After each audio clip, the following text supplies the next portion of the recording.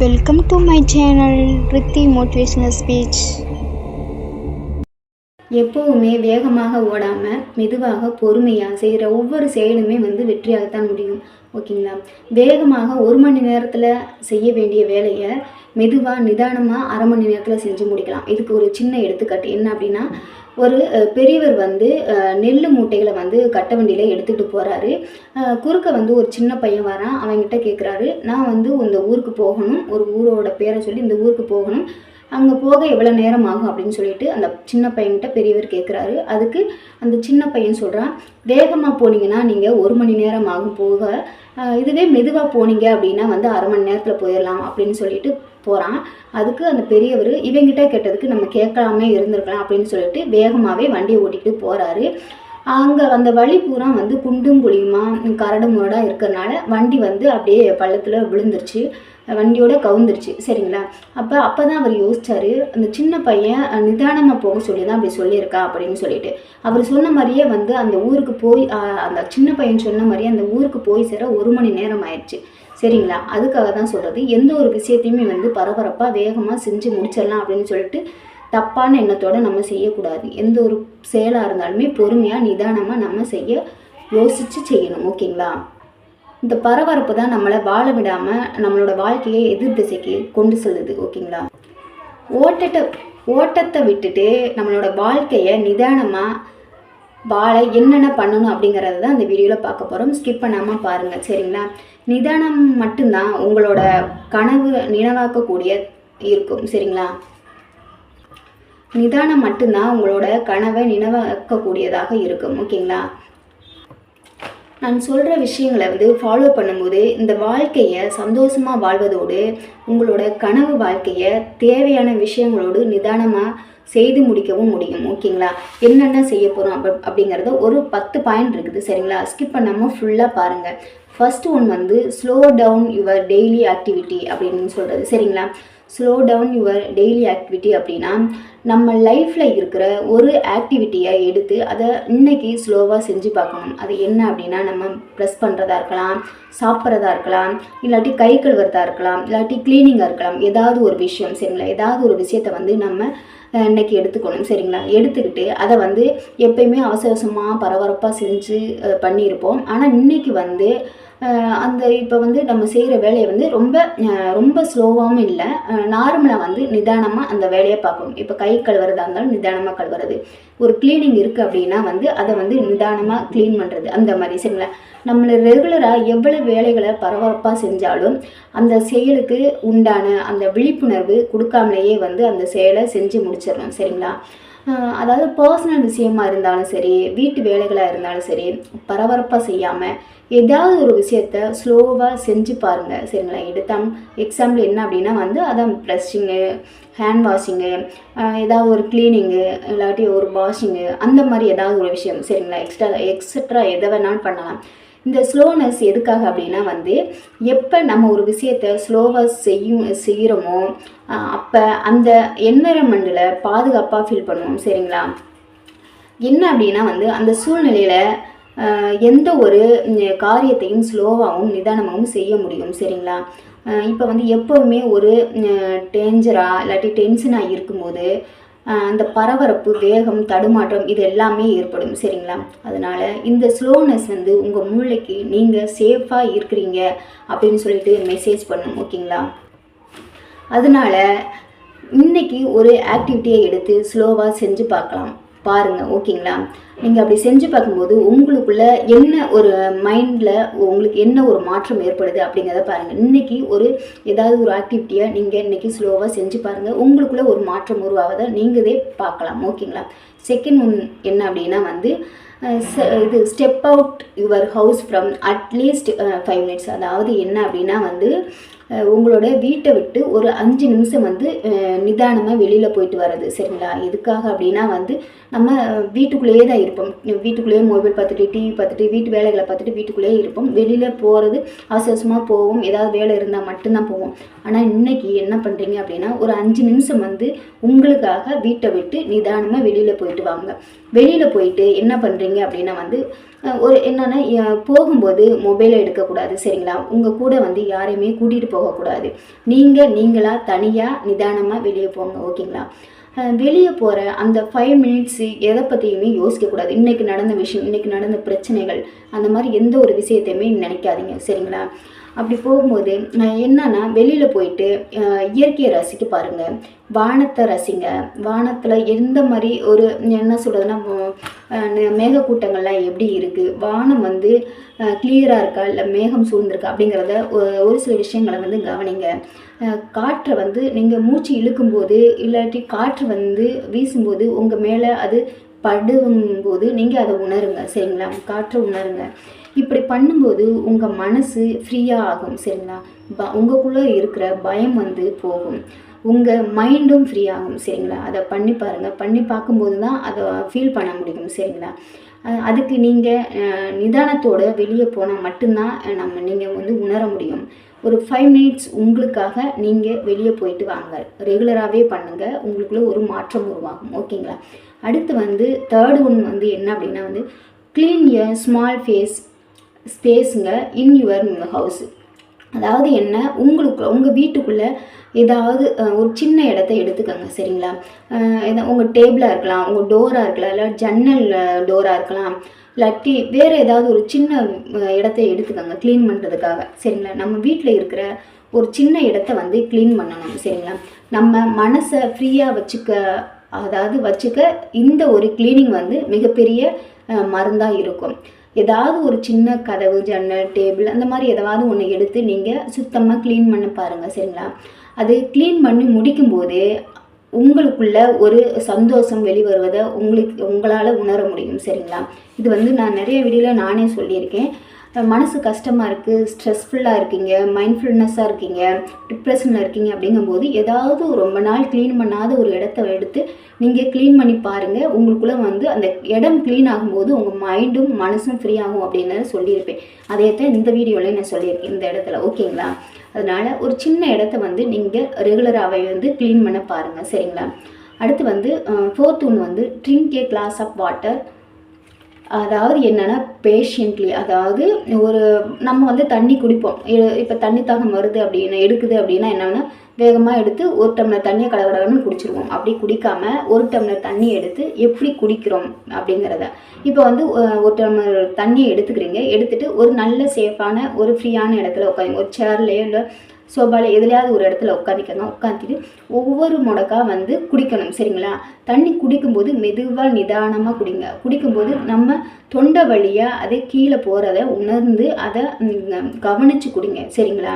அப்படி குடிக்கும்போது என்ன ஆகுதுன்னா நமக்குள்ள நிலைத்தன்மையை கொண்டு வரக்கூடிய ஒரு விஷயமா இருக்குது சரிங்களா. அதாவது தண்ணினாவே ஒரு நிலைத்தன்மையோ உடையது சரிங்களா. அதனால் இப்போ நம்ம அப்படி குடிக்கும்போது என்னன்னா தொண்டைக்குள்ளே உள்ளே போகிறத ஃபீல் பண்ணும்போது நமக்குள்ளே ஒரு நிலைத்தன்மையை கொண்டு வருது சரிங்களா. நீங்கள் எந்த அளவுக்கு ஆழ்ந்து அனுபவித்து ஒரு செயலை செய்யும்போது அந்த அளவுக்கு உங்கள் மனசும் உடலும் நிலைத்தன்மைக்கு வருவதை உணர முடியும் ஓகேங்களா.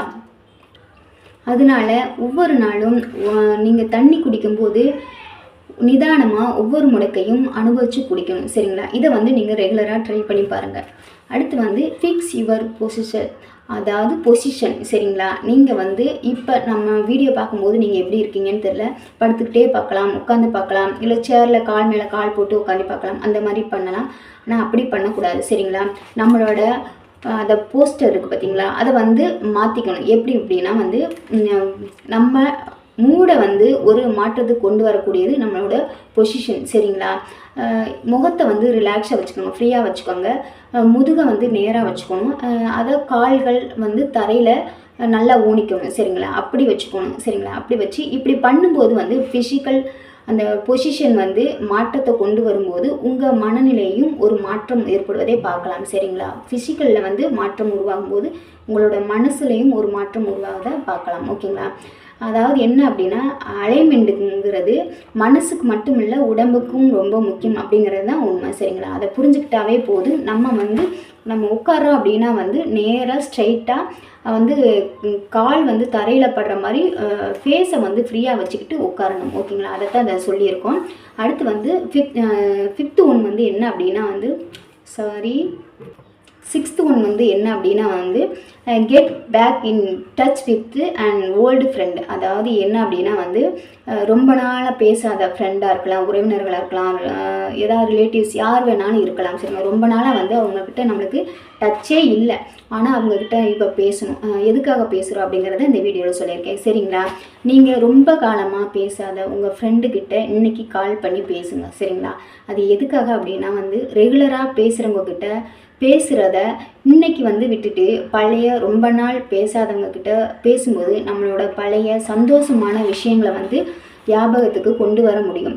நீங்கள் ரொம்ப ஃப்ரீயாக ஃபீல் பண்ணுவீங்க. சரிங்களா, அப்படி ரொம்ப அதாவது இப்போ இருக்கிற பிரச்சனைகள், டென்ஷன், சண்டைகள் இது எல்லாத்தையும் மறந்துட்டு பழைய ஃப்ரெண்டு கூட இருக்கும்போது, நீங்கள் ஸ்கூல் ஃப்ரெண்டாக இருக்கலாம், காலேஜ் படிக்கும்போது கிடைச்ச ஃப்ரெண்டாக இருக்கலாம், இல்லைன்னா வந்து நீங்கள் ஒர்க் பண்ணும்போது இருக்கிற ஃப்ரெண்டாக இருக்கலாம், அவங்கக்கிட்ட ரொம்ப நாள் கழித்து பேசும்போது அங்கே நடந்த நல்ல சந்தோஷமான விஷயங்கள்லாம் ஞாபகத்துக்கு வரும். அப்போ நீங்கள் உங்களோட இந்த ப்ரெசண்ட்டில் இருக்கிற அந்த பிரச்சனைகள் எல்லாமே மறந்துடும். சரிங்களா, அதுக்காக தான் உங்கள் மைண்டு ஃப்ரீ ஆகிடும்.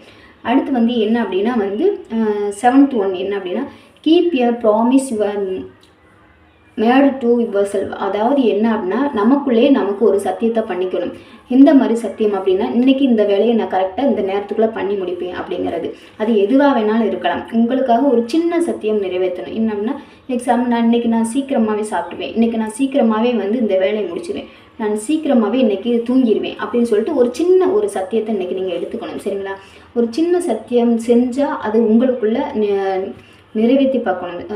எதுக்காக அப்படின்னா நீங்கள் உங்கள் மேலே வச்சு இருக்கிற நம்பிக்கையை அதிகமாக்குறதுக்காக தான் இந்த ஒரு சின்ன சத்தியம். சரிங்களா, செல்ஃப் ட்ரஸ்ட்டு இப்போ அதிகமாகும்போது அந்த இன்னர் பீஸ் அதிகமாகும். சரிங்களா, அப்போ தான் அந்த நமக்குள்ளே ஒரு நம்பிக்கை உருவாகும் போது தான் நமக்குள்ளே நமக்கு நம்பிக்கை வரும்போது தான் நம்மளுக்குள்ளே இருக்கிற இன்னர் பீஸ் வந்து அதிகமாகும். ஓகேங்களா, அதுக்காக தான் இந்த சொல்லியிருக்கேன்.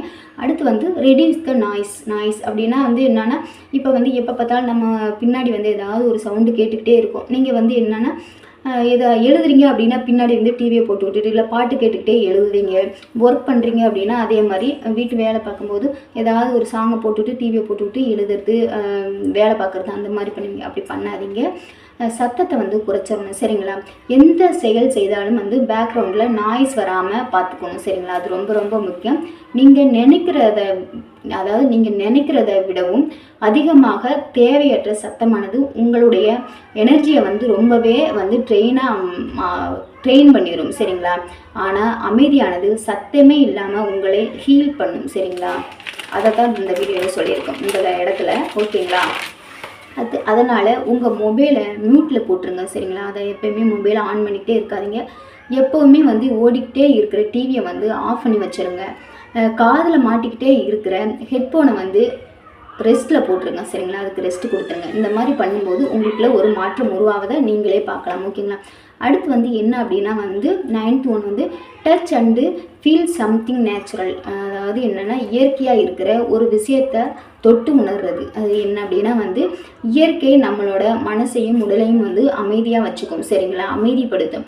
இயற்கையை விட்டுட்டு நீங்கள் விலகாமல் இருக்கணும். சரிங்களா, அதாவது நம்ம எப்பயுமே நம்மளுக்கு அந்த இயற்கையை தொட்டு பார்க்குற இப்போ எல்லாமே செயற்கையாகவே வந்துச்சு. இயற்கையை வந்து நம்ம ரசிக்கிற நேரமே நம்மளுக்கு கிடைக்கிறதில்ல. அதுக்காக என்ன பண்ணுறோம் வந்து ஒரு இலையை வந்து தொட்டு பாருங்கள். இலையை தொட்டு பார்த்துட்டு அதில் வந்து அந்த நரம்புகள்லாம் எப்படி இருக்குது, இலை வந்து எப்படி எந்த ஷேப்பில் இருக்குது அப்படிங்கிறத கவனிங்க. எந்த நிறத்தில் இருக்குது அப்படிங்கிறத கவனிக்கலாம். இல்லாட்டி ஒரு மரத்தை தொட்டு பார்த்துட்டு அந்த மரத்தில் வந்து எப்படி அந்த மரத்தோட பட்டைகள் எப்படி இருக்குது, அது உள்ளே வந்து அது சொரசொரப்பாக இருக்கா, வலுவலுன்னு இருக்கா, இல்லை என்ன கலரில் இருக்குது அப்படிங்கிறத உணர்ந்து பார்க்கணும். சரிங்களா, இப்படி பண்ணும்போது மைண்டு எந்த அளவுக்கு அமைதி நிலைக்கு போகுதுங்கிறத உணர முடியும். ஓகேங்களா, அடுத்து வந்து கீப் யுவர் மொபைல் வந்து லிட்டில் ஃபர்தர் அவே.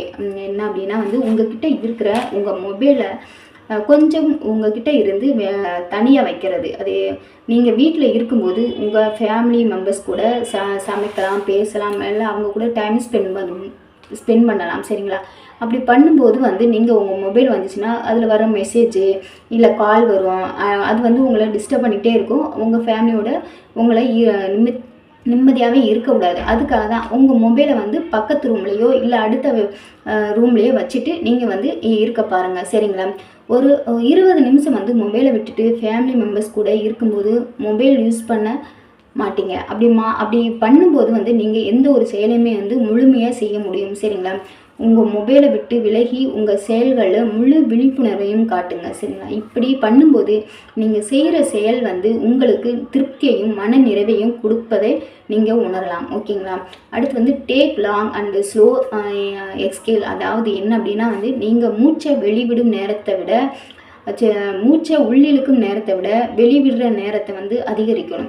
எப்பயுமே வந்து நம்ம டென்ஷனாக இருக்கோம் அப்படின்னா, ஏதாவது ஒரு வேலை செய்கிறோம், பரபரப்பாக இருக்கும் அப்படின்னா வந்து மூச்சை வந்து வேகமாக உள்ளிழுத்து மெதுவாக ஸ்லோவாக வெளிவிடணும் அப்படின்னு சொல்லுவான்.